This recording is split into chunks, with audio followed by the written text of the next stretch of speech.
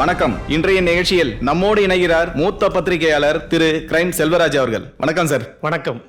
இதுவரைக்கும் பல கிரைம் செய்திகளை இந்த உலகத்துக்கு சொல்லியிருக்கீங்க. வெளிவராத, இந்த உலகத்துக்கு தெரியாத கிரைம் செய்தி ஏதாவது உண்டா? அப்படி இருந்தா எங்க கூட கொஞ்சம் பகிர்ந்துக்கலாமா? வெளியுலகத்துக்கே தெரியாத கிரைம்ன்றதை விட போலீஸ்க்கே டஃப் கொடுத்த கிரைம் ஒன்று இருக்கு. தோட்டா ராஜேந்திரன்றது அவன் பேரு.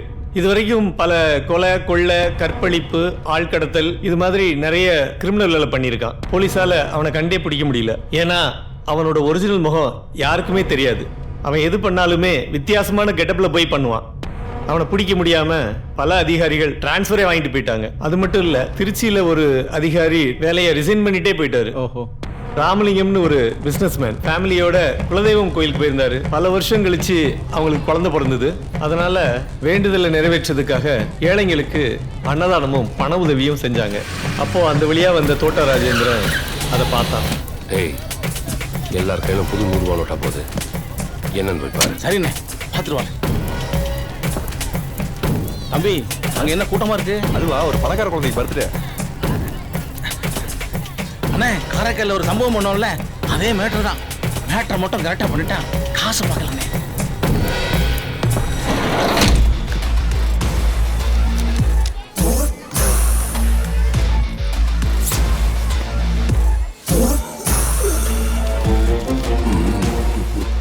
தம்பிக்கு பிறந்ததுடா.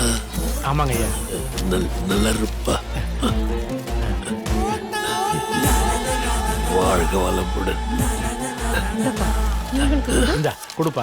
தோட்டா ராஜேந்திரன் கொடுத்த ஐடியா தான் புலி வேஷம் போட்டதெல்லாம். வேலைக்கார பொண்ணு குழந்தை வச்சிருந்தப்போ போன் வந்துச்சு.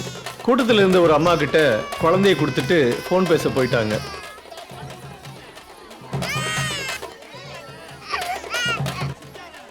போன் பேச போன பொண்ணு திரும்பி வந்து பார்த்தா புலி வேஷம் போட்டவனையும் காணும், குழந்தையும் காணும். அம்மாமா, குழந்தை காணுமா? குழந்தை உன் கூட தான் விளையாடிட்டு இருந்தா. அது வந்து குழந்தையே காணோம். வாங்க. என்னம்மா சொல்ற? குழந்தை எங்கெங்கயோ தேடி பார்த்தாங்க. ஆனா குழந்தை கிடைக்கவே இல்லை. வழக்கமா எல்லாருக்கிட்டையும் பணம் கேட்கிற மாதிரி இவங்க கிட்டையும் பணம் கேட்டான் தோட்டா ராஜேந்திரன். அவன் சொன்ன இடத்துக்கு பணத்தோட போய் நின்னாங்க.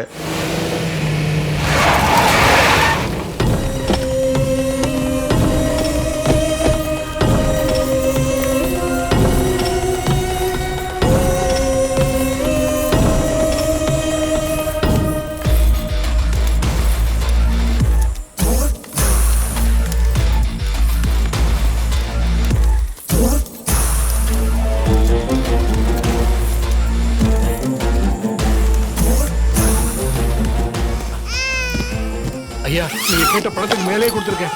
என் குழந்தைய கொடுத்துருங்க ஐயா. ரித்து,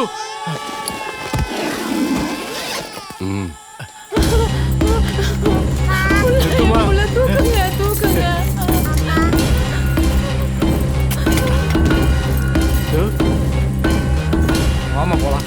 சார்,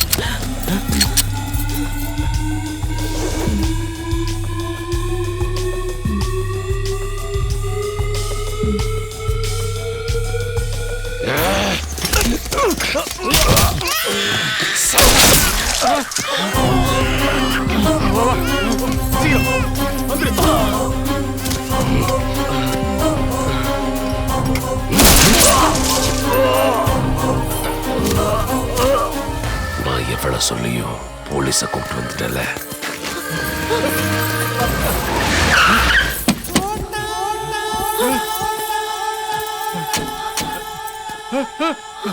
ஏ பணக்காரா, உன் புத்தியை காட்டிட்டல்ல.